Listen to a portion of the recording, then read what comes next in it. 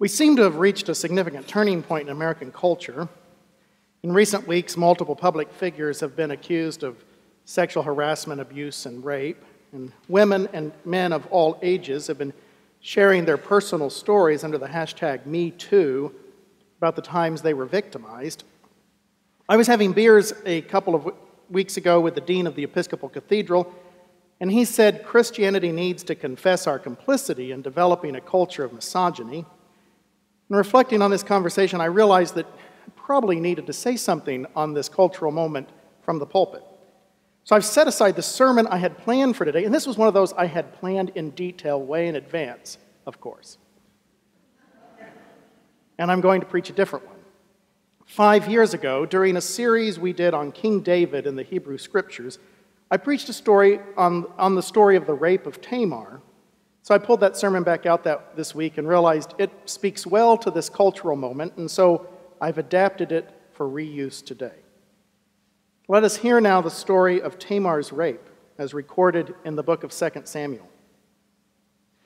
David's son Absalom had a beautiful sister whose name was Tamar, and David's son Amnon fell in love with her.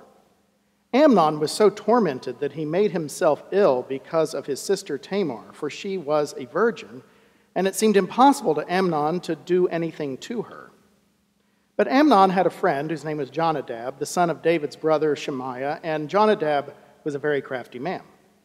He said to him, "O son of the king, why are you so haggard morning after morning? Will you not tell me?"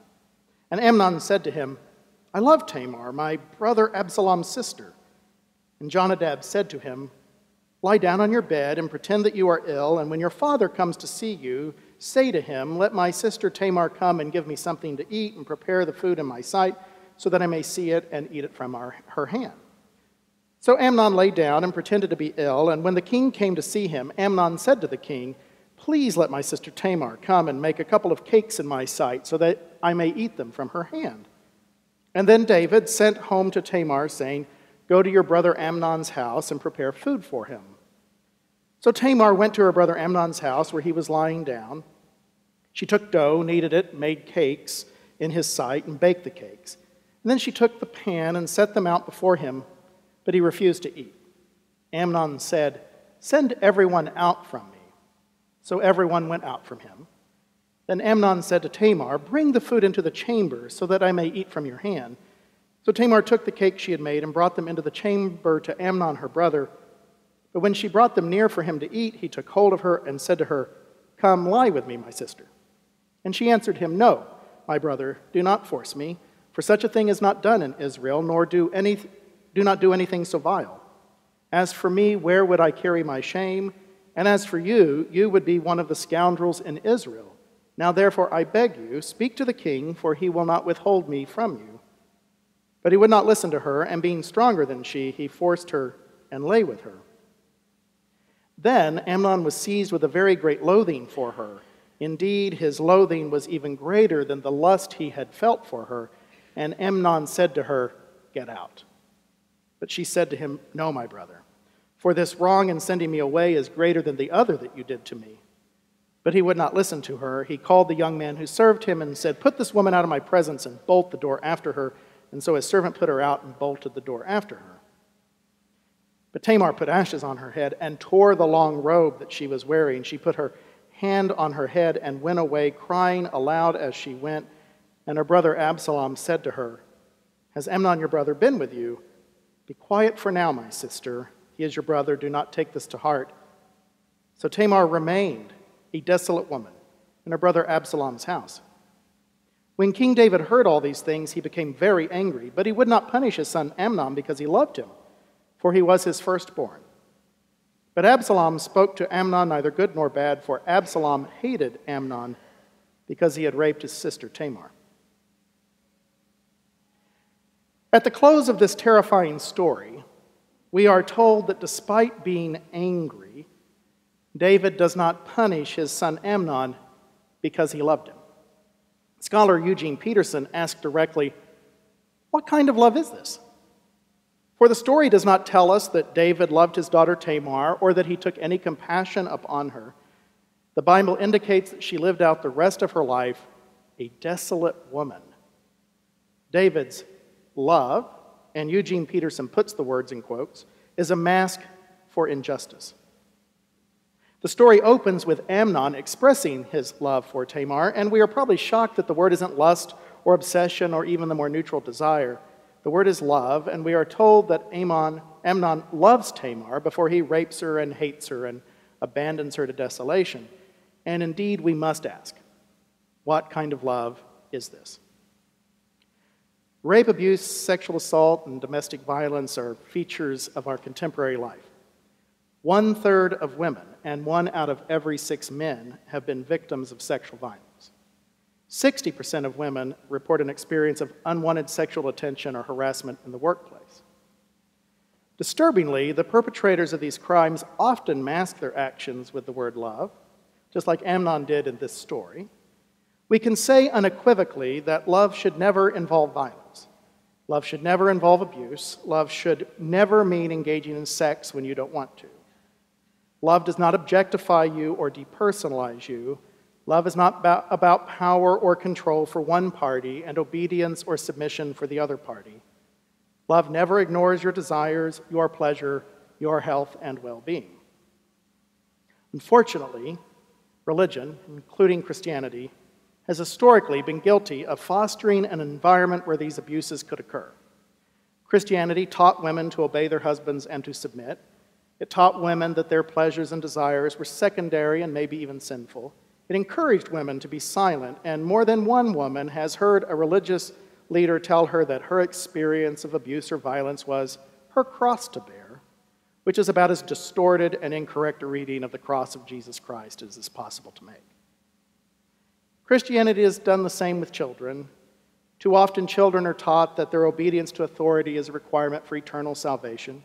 Children are not taught to appreciate, value, and understand their own bodies. They are denied comprehensive sex education by religious leaders, and they are not taught to think critically. People were also often victims of a theological distortion of the concept of sacrifice. Rather than focusing on Jesus' empowering life, which was supposed to invite us into the kingdom of God to experience a new life and a new creation, theology and spirituality has too often focused on only the sacrifice of Jesus and said that we should model ourselves on that part of his life rather than the totality of it. If people, particularly women and children, found themselves the victims of abuse, then they were and sometimes still are consoled that this was their sacrifice that made them more Christ-like. And men, too, are a victim of this culture. Our culture has created a distorted image of masculinity which tells men that if they admit to the times when they were victims, then they will be less of a man. Our culture has reinforced images of toxic masculinity that emphasize control, domination, and sexual power. Many men in our society grow up thinking that a real man can make others perform for his sexual pleasure.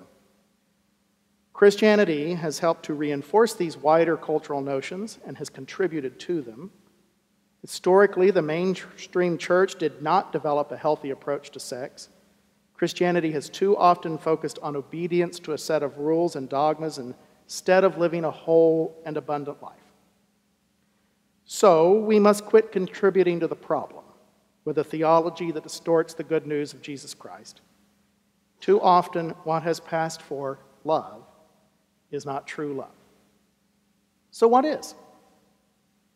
St. Irenaeus, one of the most ancient of the church fathers, wrote that for the glory of God is a humanity fully alive. The goal of the Christian church ought to be this: helping people to be more fully alive. And true love leads to fuller life. True love saves us. Theologian Monica Coleman writes that our goals for salvation must include survival, quality of life, and wholeness. Rebecca Parker and Rita Nakashima Brock write that we must create spaces of hospitality for human flourishing and learn how to be present, how to choose life. A saving love is committed to justice and growing relationships of care. Theologian Catherine Keller writes that we need a powerful love that resists the forces of destruction, empowers the powerless, and emboldens the meek. True love is patient, it is kind, it is joyful and hopeful. It's fun and enjoyable. It's pleasurable for everyone involved. It enriches our life and makes us better people. It works for justice and nourishes flourishing. Saving love responds powerfully to the problems of rape and abuse, sexual assault, and domestic violence in our society. Saving love insists that all Christian teaching and practice be life-giving and add to human flourishing. Saving love provides care and healing for those who have been victimized. Saving love is what we need if we are to be what God desires of us. Ironically, the model for this saving love is in this very story. Tamar is, throughout the story, a model of care and compassion. She comes to her sick brother to nurture him. She prepares a meal for him. Her actions are hospitable and generous. Then she stands up for herself. She speaks up for herself. She demands her rights and her dignity. And when she is wrong, she speaks powerfully for justice and righteousness, and she proclaims her violation aloud.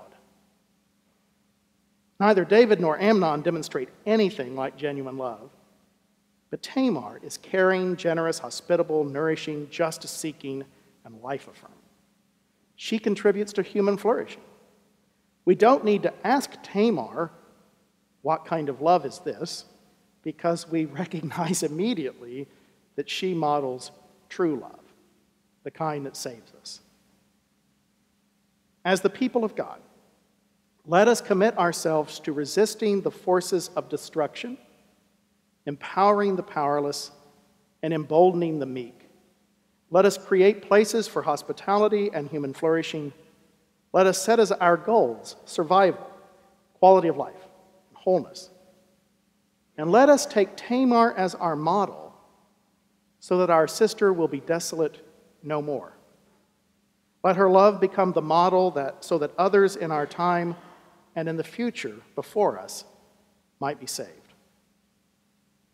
Let us love as Tamar taught, and together we will bring glory to God through a humanity that is fully alive.